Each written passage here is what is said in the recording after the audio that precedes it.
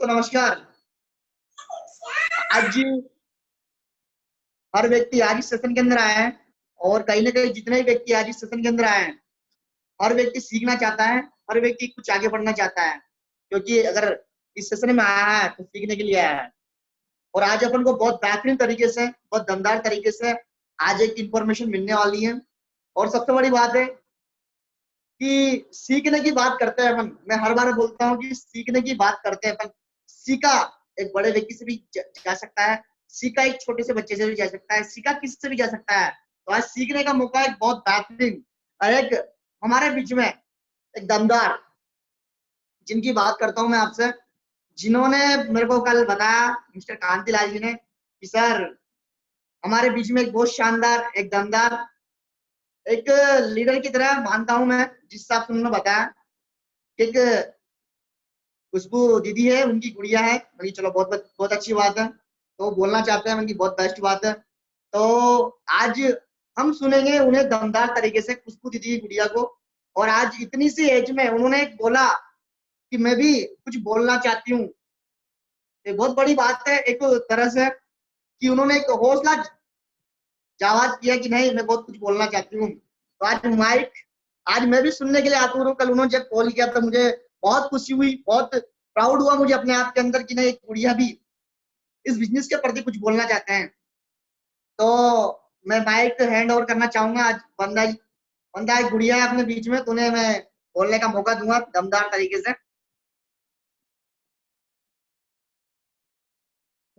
Good afternoon to all, my name is Vrinda Garg. आज मैं आपको हमारे सक्सेस पाथ के बारे में बताऊंगी। मैं हमेशा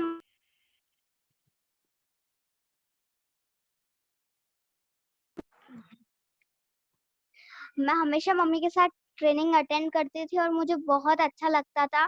सब बहुत अच्छा बताते थे सर। आज मैं हमारे सक्सेस पाथ के बारे में बताऊंगी।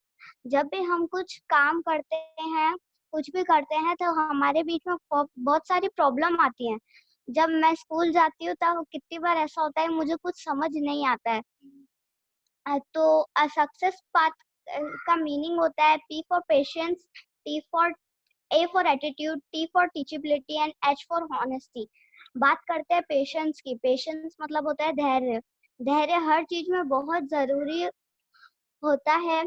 धैर्य हर चीज में बहुत जरूरी होता है, चाहे वो कुछ भी काम हो। मैं आपको एक कहानी के रूप में बताती हूँ। एक बार एक बहुत धनवान राजा था, जो जब भी मंदिर जाता था तो उसे मंदिर के बाहर दो भिखारी दिखते थे। एक हमेशा उसको देख के बोलता था, हे भगवान, तूने इस राजा को बहुत कुछ दिया है, मुझे भी कुछ दे दे। और दूसरा भिखारी बोलता था, हे राजन, तुझे भगवान ने बहुत कुछ दिया है, मुझे भी कुछ दे दे। तो जब वो दोनों बाद में बात कर रहे थे, एक दिन दोनों भिखारी, एक भगवान से मांगने वाला बोलता है, तुझे भगवान से मांगना चाहिए, भगवान सबकी सुनता है और सबको देता है। लेकिन दूसरा बोलता है, हट बेवकूफ, इतने सालों से भगवान से मांग रहा है कि भगवान ने तुझे आज तक क्या दिया है, जो भी सामने दिखे उससे मांगना चाहिए। एक दिन राजा अपने मंत्री को बुलाया और बोला, मंदिर के बाहर बैठे दो भिखारी हैं, उनमें से एक मुझसे मांगता है और एक भगवान से। जो भगवान से मांगता है उसके भगवान जरूर सुनेंगे और उसको जरूर देंगे। लेकिन जो दूसरा मुझसे मांगता है, तो तुम एक काम करो, उस एक बड़ा बर्तन लो और उसमें खूब सारी खीर भर के उसमें सोने के सिक्के डाल दो। मंत्री ने ऐसा ही किया। उसने मंदिर के बाहर एक भिखारी जो हमेशा राजा से मांगता था उसे दे दिया। भिखारी बड़े आराम से मस्त होके उस खीर को खा रहा था और दूसरे भिखारी को देख देख के उसका मजाक बना रहा था। उसने कहा, देख देख, तू हमेशा बड़ा है भगवान से मांगने वाला, तू हमेशा भगवान से मांगता था, मैंने देख आज राजा से मांगा तो मुझे कितना कुछ मिल गया, कितने अच्छी स्वादिष्ट खीर है। फिर जब उसका पेट भर गया तो उसने कहा, चल तू खा ले, मैंने तुझ पे तरस खाया, तू खा ले, अब मेरा पेट भर गया। और फिर अगले दिन जब राजा वहां पे जाता है तो राजा बड़े ध्यान से उसको बहुत चौंक गया वो, कि ये एक जो भगवान से मांगता था हमेशा, वो भिखारी गायब है, लेकिन जो हमेशा मुझसे माँगता था वो वहाँ पे अभी भी भीख माँग रहा है। तो उसने उससे पूछा, क्या तुम्हें खीर का बड़ा बर्तन नहीं मिला? तो उसने कहा, मिला था महाराज, बहुत स्वादिष्ट खीर थी, मैंने पेट भर कर खाई। तो उस राजा ने कहा, फिर क्या हुआ? उसने कहा कि मेरा पेट भर गया था, इसलिए मैंने उस भिखारी को दूसरे भिखारी को हमेशा बाकी के खीर उसको दे दी। वो बेचारा हमेशा भगवान से मांगता रहता था, उससे आज तक भगवान ने कुछ नहीं दिया। तो राजा मुस्कुराया और उसको बोला, बेवकूफ वो नहीं, बेवकूफ तुम हो। उसने भगवान ने उसकी सुन भी ली और उसको दे भी दिया। इससे हमें ये शिक्षा मिलती है कि हाँ, बड़े मौके मिलने में समय लगता है, बस धैर्य रखना चाहिए। बड़े मौके सफलता दे सकते हैं, इसलिए और ये सब सिर्फ धैर्य से मिल सकता है, इसलिए धैर्य रखना चाहिए। और नेक्स्ट आता है एटीट्यूड। सेकंड पार्ट होता है एटीट्यूड। एटीट्यूड मतलब नजरिया। नजरिया हमारा हमेशा पॉजिटिव होना चाहिए। अगर हमारा नजरिया पॉजिटिव है तो हम बहुत कुछ कर सकते हैं, और अगर नेगेटिव है तो हम बहुत कुछ बुरा कर सकते हैं। इस मैं आपको एक कहानी बताती हूँ इसके बारे में। एक बार एक बच्चा कड़ी धूप में आइसक्रीम बेच रहा था। जब वो आइसक्रीम बेच रहा था, उसके सामने एक बहुत बड़ी और चमकदार गाड़ी आके खड़ी हुई। उस लड़के की उस गाड़ी पे से नजर नहीं हट रही थी, वो बार-बार उसी को देखे जा रहा था। आदमी ने आइसक्रीम लेते वक्त उसे देखा कि वो बार-बार उस गाड़ी को देख रहा है। उसने कहा, क्या तुम्हें गाड़ी पसंद आई? तो उसने कहा, हाँ साहब, बहुत अच्छी गाड़ी है। आपने कहाँ से ली? तो उसने कहा, मेरे एक दोस्त ने मुझे बहुत उपहार में दी है।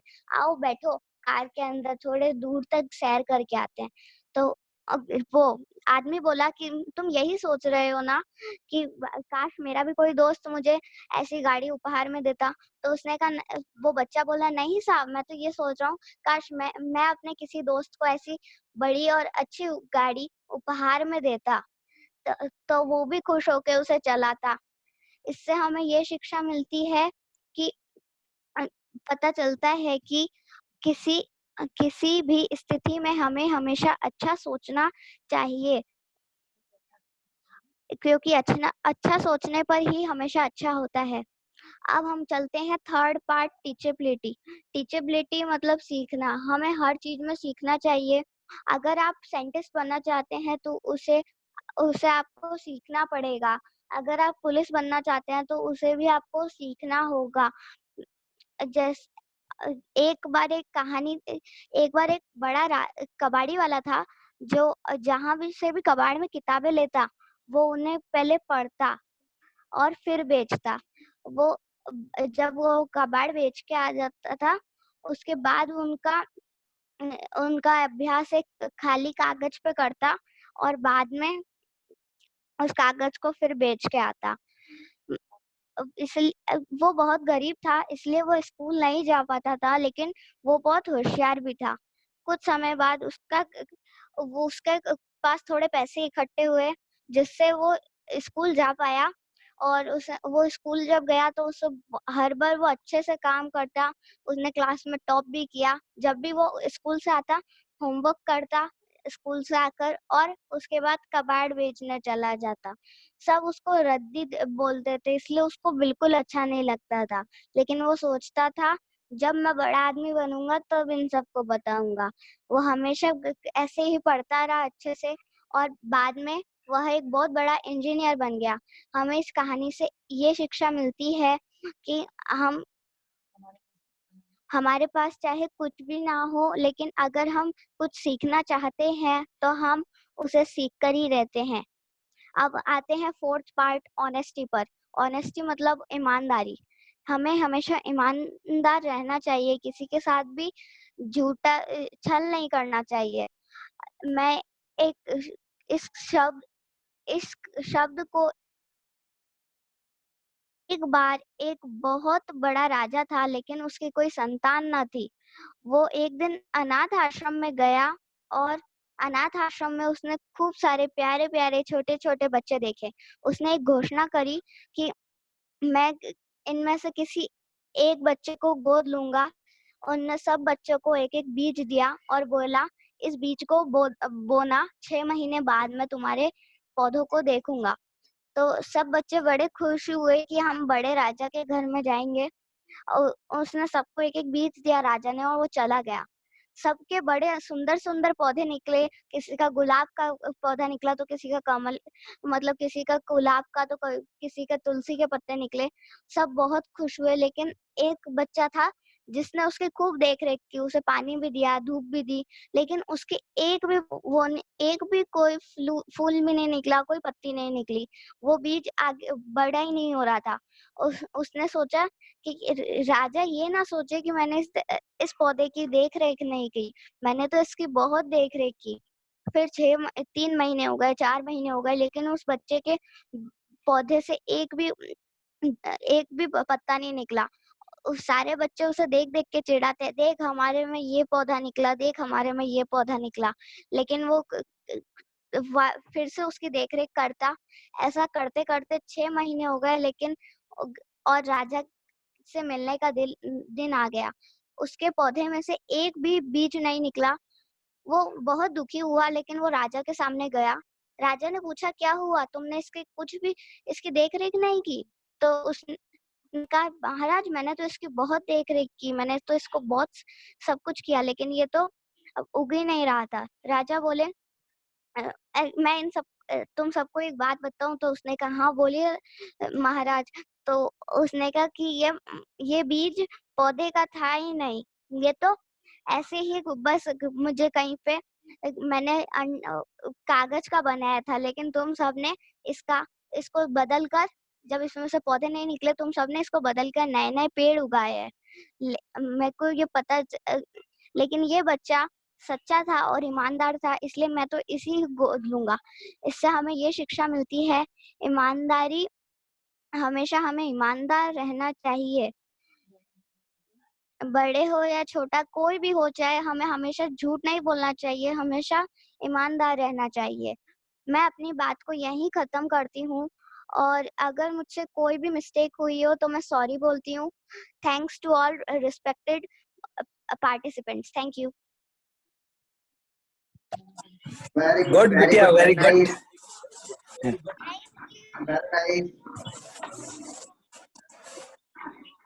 बहुत बेहतरीन तरीके से आज हमारी प्यारी सी नन्ही सी गुड़िया ने बहुत बेहतरीन तरीके से आज बताया, जो हमारे पास्ट के बारे में बताया। मुझे बहुत अच्छा लगा, मुझे बहुत गर्व हुआ हमारी प्यारी सी गुड़िया के ऊपर कि उन्होंने चारों चीजों को इतना बेहतरीन तरीके से और इतनी स्टोरियों के माध्यम से बताया कि रियल में अगर कोई व्यक्ति सीखना चाहे ना, तो इन 4 स्टोरियों के माध्यम से इस सेल्फ शॉप के अंदर डायमंड बन सकता है। यकीन दिला रहा हूँ दोस्तों मैं आपको, बहुत बेहतरीन तरीके से बताया और मजा आ गया आज आपको सुनने के बाद। बहुत नाइस, बहुत बेहतरीन तरीके से। और ये डेफिनेट है, देखो हर बार बोला जाता है कि एज कोई मायने रखता कि आज आपकी क्या एज है। एज कोई डिफाइन नहीं करता है कि आपकी क्या एज है, डिसाइड इस चीज पे करता है कि आपको जाना कहाँ पे। तो कई व्यक्ति बोलते हैं स्टेज पे जाने से पहले, सर मैं नहीं जा सकता, सर मैं वहां कैसे बोल पाऊंगा, सर मेरे से कैसे क्या हो पाएगा, सर ऐसा भी पॉसिबल है क्या? अगर देखिए आएगा कि एक 10 साल की लड़की आती है और वो दमदार तरीके से पेशेंस के बारे में बताती है, एटीट्यूड के बारे में बताती है, फिजिबिलिटी के बारे में बताती है, ऑनेस्टी के बारे में समझाती है। बहुत बड़ी बात है और बहुत आसान शब्दों में बताती है। तो दोस्तों आज मुझे एक चीज सीखने का मौका मिल गया कि कोई व्यक्ति बोलता है कि सर उसको प्लान दिखाएं या नहीं दिखाएं। वो व्यक्ति बोलता है सर वो बहुत पैसा वाला है, उसको कैसे प्लान दिखा सकते हैं, डॉक्टर है सर, वो RS है, वो IPS है, उसको प्लान कैसे दिखाएं? तो दोस्तों आपका नजरिया होता है कि आप किस नजरिए से उस व्यक्ति को देखते हो, उसी हिसाब से आप प्लान दिखा सकते हो। कोई भी हो अगर डेफिनेट प्लान दिखाना है, कोई व्यक्ति कुछ नहीं करेगा दोस्तों। और बहुत मजा, बहुत प्राचीन तरीके से आज सुनने का मौका था अपन को, सुना अपन ने। और इन्होंने सक्सेस के बारे में रियल में बहुत बेहतरीन तरीके से बताया है। और सीखिए, मैं तो एक चीज बोलूंगा, सीखने का मौका है अभी अपने पास, अपने आप को अपग्रेड करने का मौका है। सीखा कहीं से भी जा सकता है दोस्त। अगर अभी भी अपन नहीं सीखेंगे, इस समय भी नहीं सीखेंगे, तो परम पिता परमेश्वर की वापस समय नहीं देगा अपन को, क्योंकि जो समय दे रखा है ये बहुत बेहतरीन तरीके से यूज करना है, इसे बहुत बेहतरीन तरीके से इसे यूटिलाइज करना है। समय अपने पास है, या इसे गवाएं या इससे अपन कुछ सीखे, ये आप पे डिसाइड करेगा। और आज हमारे बीच में एक बेहतरीन, एक डायनामिक पर्सनैलिटी है। उससे पहले मैं कुछ व्यक्ति से जानना चाहूंगा कि अभी सक्सेस के बारे में हमारी प्यारी सी गुड़िया के माध्यम से क्या सीखने का मौका मिला। मैं हर व्यक्ति से करम भाई धीरे धीरे पूछना चाहूंगा। सबसे पहले मैं पूछना चाहूंगा हमारे मिस्टर परवीन जी चौबीसा से मैं पूछना चाहूंगा कि सक्सेस के बारे में क्या पता लगा sir. Parveen ji Chaubisa. Yes sir प्रणाम प्रणाम प्रणाम। विद्या रानी ने बाकी सक्सेस होकर के दिखा दिया है और सक्सेस के बारे में बहुत बेहतर बताया है। थोड़ा जोर से बोलिए आप। सक्सेस हुई है और सिस्टम में हर एक्टिविटी को फॉलो करती है गुड़िया। और इस परी के लिए मेरे पास कोई शब्द नहीं जो मैं बयां कर सकूं। मैं तहे दिल से इसको बहुत बहुत कोटि कोटि धन्यवाद दूंगा कि काफी कुछ सीखा है मैंने। एक्साइटमेंट और काबिल तारीफ है कि हर बार आती है और हमें कुछ नहीं कुछ सिखा के जाती है। इसके लिए मेरे पास कोई शब्द नहीं है। Thank you. मैं कांतिलाल जी से पूछना चाहूंगा। कांतिलाल जी सर।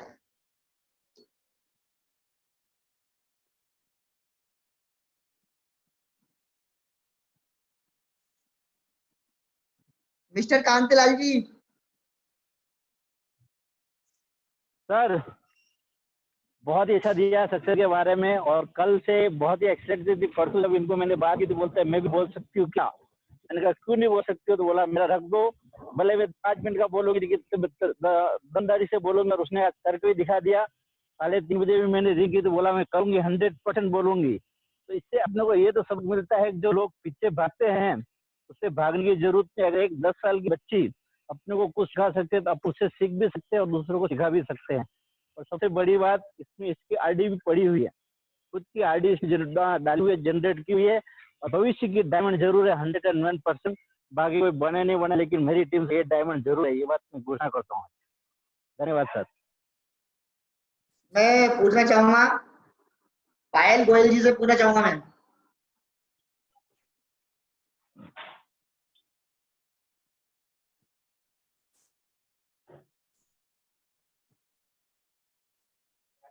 पायल गोयल जी।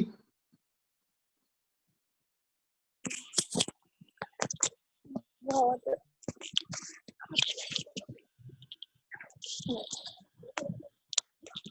बड़ी वो क्या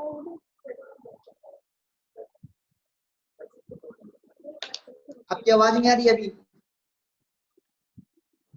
यस बोलिए।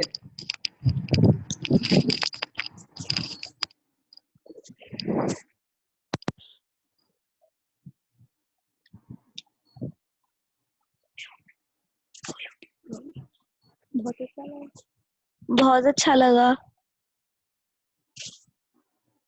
कितना अच्छा लगा आपको? बहुत कितना? बहुत बहुत ज्यादा अच्छा लगा। चलो क्या बात है, वेरी गुड। मैं पूछना चाहूंगा अपने हितेश जी सुतार से पूछना चाहूंगा मैं। आज गुड़िया ने बहुत शानदार जानकारी दी और मैं हमेशा से ये देखता आ रहा हूँ कि जो भी मीटिंग होती है, जो भी प्रेजेंटेशन होता है, तो खुशबू मैम के साथ में जरूर आती है और हमेशा सीखने का प्रयास देखा है मैंने। डायमंडशिप प्रोग्राम देखने गए थे, उस वक्त भी गुड़िया आई थी। और आज जो इसने जो जानकारी दी है, मुझे भी लग रहा है मुझे बहुत कुछ सीखना चाहिए इससे, और बहुत कुछ सीखने का प्रयास कर रहा हूँ मैं। Thank you. Very good very good very good. मैं पूछना चाहूंगा हमारे बीच में और भी व्यक्ति मौजूद है। मैं सालू मैडम से पूछना चाहूंगा। सालू मैडम।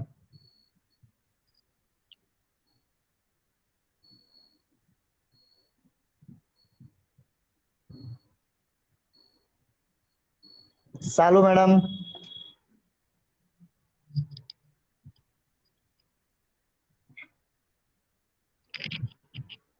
मैं पूछना चाहूंगा देवेंद्र आंटी से पूछना चाहूंगा मैं। हेलो नमस्ते। हाँ जी नमस्ते नमस्ते, बोलिए। आपका माइक ऑन कीजिए पहले तो आप। हेलो। हाँ एक सेकेंड। हाँ सीखने बोलिए। की कोई उम्र नहीं होती। आवाज आ गई? हाँ बिल्कुल, बोलो आप बोलो।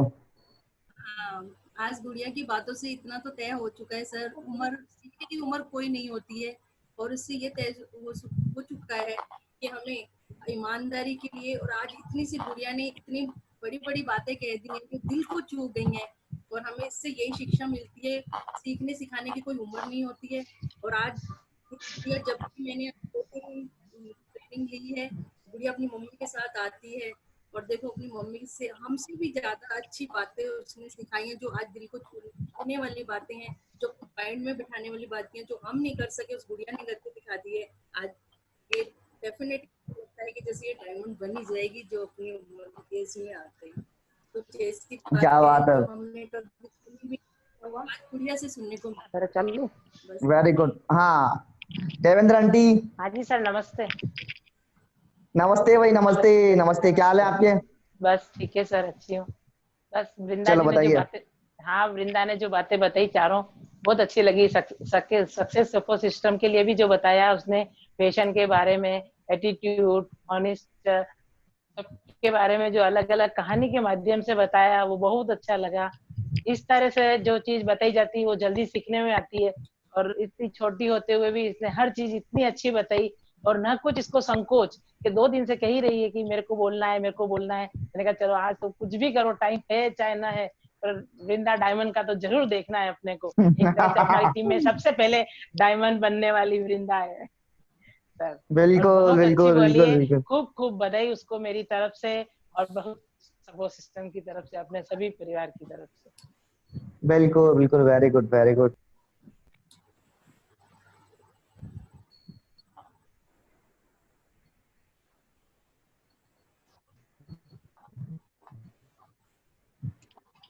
सर मुकेश जी है, काराराम जी है, जितेंद्र जी है। हाँ बिल्कुल बिल्कुल बिल्कुल, मैं कानाराम जी को मौका देना चाहूंगा। हाँ आज खुशबू दीदी के गुड़िया ने जो पथ का रास्ते के बारे में बताया, उसने तो हमारी आज आंखें खोल दी। इसने हमें हमारे जो बचपन का समय था उसको तरोताजा याद दिला दिया। इस बात से मैं 1985-86 की बातें याद करने लगा। मेरे मन में सोचने लगा, जब इस बच्ची की उम्र का मैं था तब मैं कैसे किस तरह का फील करता था। आज मुझे महसूस हो गया कि आज इसने मेरी आंखें खोल दी, और इसने मुझे ऐसा सीखने और सिखाने का रास्ता बता दिया कि आगे कैसे बढ़ना है, धैर्य रखना ही जरूरी है। इसने आज मुझे मेरी आंखें दिव्य आंखें खोल दी, और मैं आगे बढ़ने के लिए इससे प्रेरणा रूप स्वीकार करता हूँ। इसने मुझे मेरे जीवन में आगे बढ़ने लायक मुझे समझाया, और मैं भी ऐसा सोचता हूँ कि मुझे बचपन की यादों से तरोताजा करके इस गुड़िया ने मेरे को आगे बढ़ने के लिए अग्रसर किया है। मैं इससे प्रेरणा भी सीख लेता हूँ, और सीखता भी हूँ, और सिखाती है। जिसने आज इसने कि बड़े इंसान होने के लिए, बड़े होना तो धीरे से, बड़ा इंसान होना है तो धीरे से, धैर्य रखना जरूरी है, धीरे से बड़ा होता है, मगर उसके लिए कायम अपने को अपनी स्थिति में मौजूद और डट के रहना है। दूसरी बात इसने बताई, पॉजिटिव अगर इंसान रहेगा तो बड़ा इंसान बढ़ सकता है। उसने तो बहुत बढ़िया बढ़िया आज कहानियों के मार्फत माध्यम से हमें बहुत सीखने को लालायित किया है। मैं ऐसा महसूस करता हूँ कि आज के जीवन में ऐसा मुझे इंसान मिल गया जो मेरी आंखें खोल दी। वेरी गुड वेरी गुड, बहुत बढ़िया बहुत बढ़िया बहुत बढ़िया, शानदार। अब मैं पूछना चाहूंगा मुकेश जी टाइगर से। मुकेश जी। सर सबसे पहले तो आप सभी माँ गुरु और अपलाइन लीडर, डाउनलाइन लीडर जिन्होंने मेरे को एनिवर्सरी पे बधाई दी, आपको तहे दिल से हार्दिक हार्दिक आभार। और विंदा जी टाइगर की बात करो तो जब भी मिलते हैं इस गुड़िया से, हम चाहे फंक्शंस में मिलते हैं, चाहे इनके घर पे जाके जब भी मिलते हैं, हर काम इनका इम्प्रेसिंग होता है, और कहीं न कहीं इम्प्रेशन इनका इतना बढ़िया रहता है कि घर में भी कुछ ना कुछ करते रहते हैं। जन्मदिन का हो, एनिवर्सरी का हो, या टीचर्स के द्वारा सिखाए गए, स्कूल में दिए गए कार्य को भी इतनी एबिलिटी से करती है ये गुड़िया कि कहीं न कहीं एक हर बार जब भी मिलना होता है एक नई सीख देती है ये, और हर चीज को लेके बहुत ही उत्साहित रहती है। जब भी ट्रेनिंग में आती है, इसकी मम्मी लिखती है नहीं लिखती है, पर हर वर्ड को, हर चीज को ये लिखती है, राइटिंग में कंप्लीट करती है, और बहुत ही अनुभव लेने के लिए ये कहीं न कहीं उत्साहित ही रहती है। और हमारी शुभकामनाएं हैं कि बहुत जल्दी ये डायमंड बने, और जितना साथ हमारा चाहिएगा हर समय हम तैयार मिलेंगे। इसकी मम्मी के लिए और इसके लिए वेरी जहाँ गुड, भी बोलेंगे, जिस समय भी बोलेंगे। धन्यवाद, बहुत वेरी बहुत गुड, बधाई हो इसको। Very good. चलो वेरी गुड, बहुत बढ़िया बहुत बढ़िया। और आज मौका है हमारे बीच में एक शानदार, एक दमदार पर्सनालिटी भी है जो बताएंगे आज अपन को, बहुत कुछ सिखाएंगे, जिन्हें मैं मौका देना चाहूंगा। और बहुत कम एज के अंदर इस बिजनेस के अंदर बहुत बड़ा। सबसे पहले सभी को नमस्कार। मेरा नाम रौनक कोठारी है और उदयपुर के अंदर रहता हूँ। सर, आज जो मुझे जिस बारे में बताना है वो टॉपिक ड्रीम है। हमारी जब भी फ्राइडे की ट्रेनिंग होती है, उस फ्राइडे की ट्रेनिंग में हमें 8 स्टेप फॉर सक्सेस बताए जाते हैं। उसमें पहला स्टेप होता है ड्रीम। तो ड्रीम, इस बिजनेस को क्यों करें, उसके लिए हम सेलेक्ट करते हैं ड्रीम के इस बिजनेस के द्वारा हम पाना क्या चाहते हैं, वो हमारा ड्रीम होता है। लेकिन किसी कभी व्यक्ति ने ऐसा भी सोचा होगा हम ड्रीम क्यों बनाए, ड्रीम को भी क्यों बनाए, क्या कारण है इस ड्रीम को बनाया जाए, ऐसी क्या चीज है इसके अंदर जो हमें रात भर तक सोने नहीं देती, जो हमें हर सामाजिक गतिविधि, शादी, मुंडन, इन सब से दूर रखती है। ऐसी क्या चीज है उस ड्रीम के अंदर। और ड्रीम मतलब वो चीज होती है जो भी दुनिया में उस चीज को छोड़कर किसी चीज का और कोई वैल्यू और कोई मायना नहीं रह जाता, वो चीज हमारी ड्रीम होती है। और उसके अलावा हमारे कुछ भी करने का मन नहीं होता। हर वक्त हमारा दिलो दिमाग, हमारा चित्त उसी के पीछे भगता रहता है, हम उसको कैसे अचीव करें, किस तरह से उसको पाएं, किस तरीके से उस तक पहुंचे, इसके लिए हमारा दिल दिमाग उसके लिए चलता है। लेकिन ये ड्रीम मतलब कैसे पूरे होते हैं, इसके लिए हमें आगे के स्टेप जो होते हैं, जैसे list, invitation, show the plan, follow up, ये सारे तो है ही। लेकिन हम ड्रीम को क्यों बनाएं, क्या कारण है कि हम ड्रीम को बनाएं, आखिर क्या जरूरत है उस ड्रीम की हमारे जीवन के अंदर।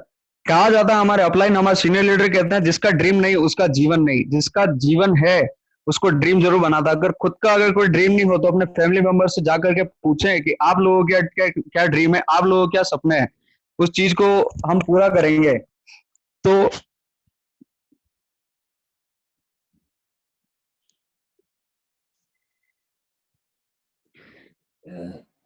क्यों हम ड्रीम मतलब ड्रीम को क्यों बनाए। कुछ ही व्यक्ति होते हैं जो ड्रीम तो हालांकि बहुत कम व्यक्तियों में से बहुत कम व्यक्ति ड्रीम बनाते हैं, उसमें से भी कुछ ही व्यक्ति ड्रीम को पूरा कर पाते हैं, उस तक पहुंच पाते हैं। ऐसा क्यों है कि कुछ ही व्यक्ति इस ड्रीम तक पहुंच पाते हैं, क्योंकि इसका बहुत बड़ा कारण कैसे नहीं होता, क्यों होता है, क्यों ज्यादा इंपॉर्टेंट होता है। इसके अंदर हमारे बीच में कुछ ऐसे चुनिंदा व्यक्ति इस दुनिया के अंदर, बहुत ही 5 या 10% व्यक्ति जिन्होंने अपने ड्रीम को बनाया, अपने ड्रीम को अचीव करा, अपने उस मुकाम को पाया है।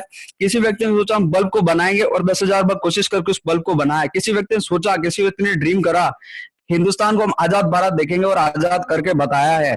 किसी व्यक्ति ने सोचा कि एरोप्लेन को उड़ाएंगे और एरोप्लेन को उड़ा के बताया और अपने ड्रीम को सच करके बताया है। किसी व्यक्ति ने सोचा है कि जूम एप्लीकेशन जो ऐसे कॉन्फ्रेंसिंग के लिए काम आएगी और अपने ड्रीम को सच करके बताया है। और बहुत सारे ऐसे व्यक्तित्व हमारे बीच में, जैसे किसी ने कंप्यूटर के बारे में सोचा, उसका ड्रीम बनाया, उसको अचीव करा और सबके सामने लाके पेश कर दिया। ये उनका क्यों बहुत ज्यादा क्लियर था कि ऐसा क्यों हम ड्रीम को बनाएं और उसे कैसे अचीव करें, ये बहुत ज्यादा इंपॉर्टेंट था। एक व्यक्ति का एग्जांपल देने के द्वारा आपको बताना चाहूंगा। 15 अक्टूबर 1931 के अंदर एक बंदा जन्म लेता साउथ इंडिया के अंदर। वो व्यक्ति बहुत ही गरीब फैमिली से बिलोंग करता है, माय डियर शख्स। और उस बंदे ने इंडिया के पार्टीशन टाइम पे एक ड्रीम अपने अंदर बनाया था कि मैं परमाणु को बनाऊंगा। परमाणु को बनाने का कारण ये था कि हम हमारे देश पर जो हमले हो रहे हैं उससे हम लोग के बचाने के लिए, हमारे देश को ताकतवर दिखाने के लिए, हमारे देश को सुरक्षित बताने के लिए हम उस चीज को बनाएंगे जिसका नाम परमाणु होता है। और इस ड्रीम को देखने वाला शख्स जो होता है, जो मिसाइल मैन हिंदुस्तान का प्रेसिडेंट अब्दुल कलाम साहब होते हैं, उनका ऐसा मानना है, उनका ऐसा कहना है कि जब हमारा कोई ड्रीम हो तो उसे हमें कंसिस्टेंट नॉलेज को एक्वायर करना चाहिए, हमें उस नॉलेज को हमेशा कंसिस्टेंटली एक्वायर करना चाहिए। और उन्होंने ड्रीम को किस तरह से पूरा किया इस बारे में एक छोटी स्टोरी बताना चाहूंगा। उन्होंने मिसाइल को बनाया, एक बार बड़े मुश्किल से, बड़े बामुशक्कत, अपनी मेहनत, लगन, सब कुछ लगा करके, सरकार की मदद की वजह से उस वक्त टेक्नोलॉजी भी इतनी ज्यादा नहीं थी कि उस परमाणु हथियार को बनाया जा सके, लेकिन किसी तरह सरकार की परमिशन लेकर के उनसे बामुश्किल फंड जुटा करके उस चीज को उन्होंने बताया और धरती के सामने पेश करा। और जब उसको पहली बार लॉन्चिंग के लिए उतारा गया ग्राउंड के अंदर, उस वक्त क्या हुआ था, उसमें कुछ लॉन्चिंग के कुछ आधे घंटे पहले उसमें टेक्नोलॉजिकल प्रॉब्लम आ गई थी। उनके असिस्टेंट ने ऐसा बताया था, लेकिन उन्होंने कहा कि नहीं, अब ऐलान हो चुका है, अब इसको लॉन्च करना ही होगा। जैसे ही उन्होंने लॉन्च करा और बंगाल की खाड़ी में जा गिरा वो परमाणु बम, जिसे उन्होंने बामुशक्कत इतनी बड़ी मुश्किल से बनाया था, जिसे उन्होंने इतना सांस लगा करके बनाया था, इतना पेशेंस से बनाया था, इतने पॉजिटिव एटीट्यूड से जिस चीज को बनाया था, वो चीज अगर कहीं वेस्ट हो जाती है तो दिल को क्या दर्द होता, अपने आप में फील करना चाहिए। अगर हम किसी चीज को दिली शिद्दत से चाहें, किसी भौतिक वस्तु, जैसे हम मान लीजिए ऑडी कार को आज लेकर के आए बामुशक्कत 4 साल के अंदर, बड़ी मुश्किल से डायमंडशिप को क्वालिफाई करके, और आज ही उसका एक्सीडेंट हो जाए, कहीं बंगाल की खाड़ी में गिरे, किसी भी खड्डे में गिरे, एक्सीडेंट हो, तो किस तरीके से हमें अंदर से फील होता है, क्या पर्सन ने उस चीज को फील करा होगा। लेकिन ड्रीम क्यों उनका अभी तक पूरा नहीं हुआ था कि अपने देश को सुरक्षित दिखाना है, परमाणु को बचा के रखना है, तो उन्होंने दोबारा उस परमाणु हथियार को बनाया और हिंदुस्तान के अंदर रखा, ये बताने के लिए हमारा देश आज भी सुरक्षित है, कोई भी व्यक्ति, कोई भी देश हम पर हमला नहीं कर सकता। इस तरीके से अपने ड्रीम के क्यों को पूरा किया है। हमारे ड्रीम के अंदर कैसे से ज्यादा इंपॉर्टेंट चीज होती क्यों, क्योंकि क्यों जो है हमारे रातों की नींद उड़ा देता है, वो क्यों जो है हमें कोई भी सोशल गतिविधि से दूर रखता है, और इस दुनिया के अंदर 1% क्लब में हमें शामिल करता है। मात्र 1% वो व्यक्ति होते हैं जिनका क्यों इतना ज्यादा क्लियर होता है कि उनके सामने किसी चीज का कोई और महत्व नहीं रह जाता, और सारी चीजें, पूरा जीवन, पूरा टाइम वो उसी के बारे में सोचते रहते। उनका दिलो दिमाग एक ही चीज को कहता है कि हमें उस क्यों को पूरा करना है, क्योंकि हमने जो ड्रीम देखा है वो कहीं छूट नहीं जाना चाहिए। और ड्रीम के बारे में बात की जाती है, हमें ड्रीम को किस व्यक्ति को बताना चाहिए, क्या ये जरूरी है बताना, तो मुझे ऐसा मेरा पर्सनल मानना, हमें ड्रीम को मैक्सिमम व्यक्तियों तक पहुंचाना चाहिए, लेकिन सबसे पहले उन व्यक्तियों तक पहुंचाना चाहिए जो हमारे ड्रीम की कदर करते हैं, जिनका जीवन में कोई ड्रीम हो अपना, क्योंकि वो जानते हैं कि ड्रीम की कीमत क्या है, ड्रीम की वैल्यू क्या है, अपने आप में वो जानते हैं हमने जो ड्रीम बनाया उसे कैसे अचीव करना है, उस नए पर्सन इस ड्रीम को बनाया, इसको किस तरह से अचीव करवाना है। हमारी जो भी उसमें त्रुटि रहेगी उस ड्रीम के अंदर, उस ड्रीम को, उस त्रुटि को वो व्यक्ति पूरा करते हैं। और ऐसा कहा जाता है कि जो हमारा पावर ऑफ स्पोकन वर्ड्स होता है, जो माधव सिंह जी कुशवाहा बड़ा क्लियर बताते हैं, सत्येंद्र प्रसाद जी अपने दिशा ट्रेनिंग में बताते हैं, वो ऐसा कहते हैं जो बात आप कह देते हो वो एकदम सच हो जाती है। और ऐसा कहा जाता है हमारा गोल एकदम क्रिस्टल क्लियर होना चाहिए, जैसे रेलवे की टिकट जैसा, कितने में जाओगे, कहाँ जाओगे, कितना किलोमीटर है, किस टाइम पे जाओगे, किस डेट को जाओगे, सब कुछ क्लियर लिखा होता है। इस तरीके से हमारा ड्रीम या गोल होना चाहिए। अब बात करते पावर ऑफ स्पोकन वर्ड्स के बारे में, हमारे सीनियर श्री सत्येंद्र प्रसाद जी दिशा ट्रेनिंग के दौरान बताते हैं जो आप कहते हो वही सच हो जाता है। इसके ऊपर एक स्टोरी भी उन्होंने बताई थी, वही स्टोरी बताना चाह रहा हूँ। कहा जाता है एक गांव में एक गरीब ब्राह्मण होता है और शहर के एक सेठ जी होते हैं धनी, जिनका बहुत ज्यादा लॉस हो गया होता है। वो सेठ जी उस पंडित जी को बुलाते हैं और पूजा करवाते हैं। पंडित जी वो पूछते हैं पंडित जी से कि पंडित जी हमारी ये समस्या, इससे सॉल्यूशन हो जाएगी क्या? पंडित जी कहते हैं हाँ, आश्वासन देते हैं हाँ यार हो जाएगी, और उनके माइंड में भी ऐसे फिट हो जाता है कि हाँ ये अपनी प्रॉब्लम को सॉल्व कर देंगे और सॉल्व हो भी जाएगी। तो क्या होता है, जैसे पंडित जी कहते हैं हाँ प्रॉब्लम सॉल्व हो रही है, सेठ सोचते हैं हाँ हाँ सॉल्व हो रही है, वो सोचते सॉल्व हो रही है, हाँ सेठ जी सोचते सॉल्व हो रही है। अंततः सेठ जी की प्रॉब्लम सॉल्व हो जाती है और वो अगेन धनी सेठ बन जाते हैं। लेकिन पंडित जी जो होते हैं गरीब के गरीब रह जाते हैं, क्योंकि उनको नहीं पता होता है कि मैंने जो बोला वो सेठ जी के लिए कितना सही है कितना गलत है। ये ड्रीम का पावर होता है, पावर ऑफ स्पोकन वर्ड्स। हम जब भी अपने ड्रीम को बोल करके बताते हैं, दूसरों को बताते हैं, वो हमारे अंदर और गहरी छाप छोड़ के जाते हैं हमारे दिलो दिमाग के अंदर। बार बार कैसे क्या होता है, जैसे हमें कार लानी है तो कार के बारे में क्या होता है, जैसे हम किसी कार को देखते हैं, बार बार उस कार का फोटो हमने हमारे दिमाग में लगा दिया है, हमारे लैपटॉप की स्क्रीन पे लगाया, हमारे वॉलपेपर पे लगाया, हमारी दीवारों पे लगाया, हमारे बाथरूम के अंदर लगाया, हमारे मोबाइल स्क्रीन पे लगाया। जिस भी चीज को हम बार बार देखते हैं, जहां भी हम देखते हैं, बार बार रिमाइंड माइंड के अंदर होता है, तो उसकी छाप हमारे दिलो दिमाग के अंदर और क्लियर होती जाती है। और ऐसा कहा जाता है उसको बार बार बोलने से, बार बार दूसरों को बताने से हमारे कंठ के अंदर सरस्वती विराजमान होती है। और ऐसा कहा जाता है जिसके कंठ में सरस्वती विराजमान होती है, दिन भर में एक बार ऐसा होता है कि वो वाक्य सत्य में बदल जाता है, और जिस दिन वो सत्य में बदलता है हमारा वो क्यों पूरा हो जाता है। यकीन मानो, अगर हम किसी व्यक्ति से ऐसा कहें कि यार हमारी तबीयत खराब है, हम वीक हैं, तो सच मानिए एक दिन आप जरूर वीक हो जाओगे, आपका सरदर्द सही में सरदर्द करने लग जाएगा, ऐसा कहा जाता है। और इसके बाद एक स्टोरी के माध्यम से क्लियर करना चाहूंगा। हमारे सत्येंद्र प्रसाद जी सर एक स्टोरी को सुनाते हैं गोल के बारे में। वो ऐसा कहते हैं कि जब भी हम किसी घर को बनाते हैं तो उसके अंदर हम गैराज क्यों नहीं बनवाते, क्या कारण है हम उस गैराज को नहीं बनवाते हैं। तो ऐसा उनका कहना है कि क्योंकि कार हमारे माइंड में नहीं है, हमने बार बार बोला नहीं, हमारे यहाँ दिलो दिमाग में छाप नहीं है, इस वजह से हम घर में गैराज नहीं बनवाते हैं। क्योंकि अगर एक बार गैराज बनवाते तो हमारे आस पड़ोस के लोग जो हमारा जीना हराम कर देते, पूछते रहते हैं पूरे दिन, क्या भैया कौन सी कार आ रही है, और अपन कहते हैं सरप्राइज है।